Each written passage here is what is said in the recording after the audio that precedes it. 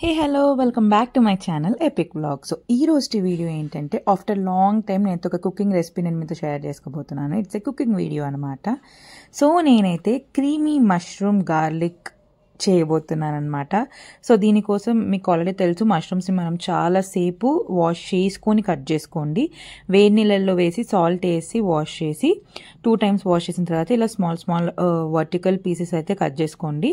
మీకు ఏ సైజ్ కావాలంటే ఆ సైజ్ కట్ చేసుకోండి. కొంచెం సన్నగా కట్ చేసుకుంటేనే బాగుంటుంది అనమాట.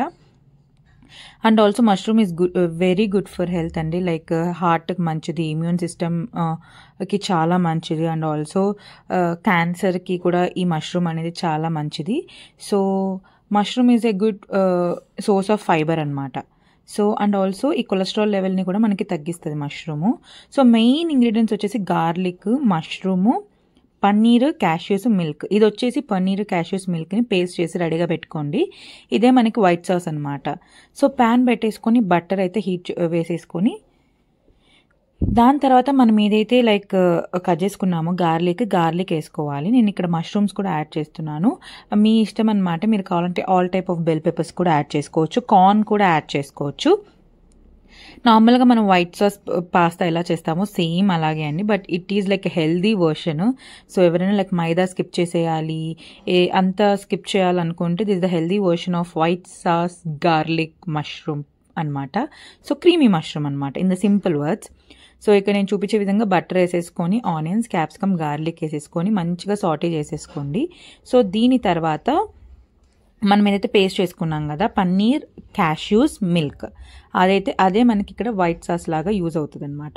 సో అది వేయాలన్నమాట. మన మష్రూమ్స్ అనేది మంచిగా లైక్ వాటర్ అంతా వదులుతుంది అనమాట మీరు ఇలా కలిపిన తర్వాత.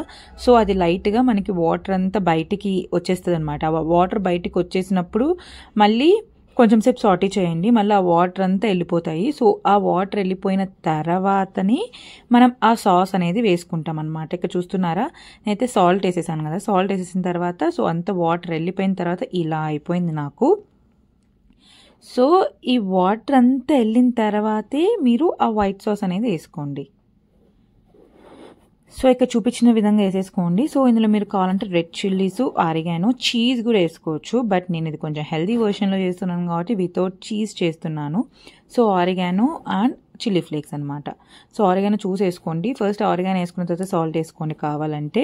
సో బికాజ్ ముందే సాల్ట్ వేసుకొని ఆరిగానో ఎక్కువ వేసేసుకుంటే ఆరిగానోలో కూడా సాల్ట్ కంటెంట్ ఉంటుంది. సో ఇది చాలా బాగుందండి, మీరు కూడా ఖచ్చితంగా ట్రై చేయండి. చాలా హెల్తీ వర్షన్ అనమాట. ట్రై చేస్తే కామెంట్ సెక్షన్లో కామెంట్ చేయండి. సో ఈ వీడియోకి అయితే అంతే. సో నెక్స్ట్ వీడియోతో ఇంకొక మంచి వీడియోతో నేను ముందుకు వచ్చేస్తాను. Please subscribe to my channel. నా షార్ట్స్లో ఇంకా నేను చాలా మంచి కంటెంట్ షేర్ చేస్తున్నాను. సో మీ ఫ్రెండ్స్కి కానీ రిలేటివ్స్ కానీ షేర్ చేసి నా వీడియోస్ కనుక మీకు హెల్ప్ కానీ యూజ్ కానీ అవుతే ప్లీజ్ సబ్స్క్రైబ్ చేయండి నా ఛానల్కి. See you in the next video guys. Bye. Consider subscribe.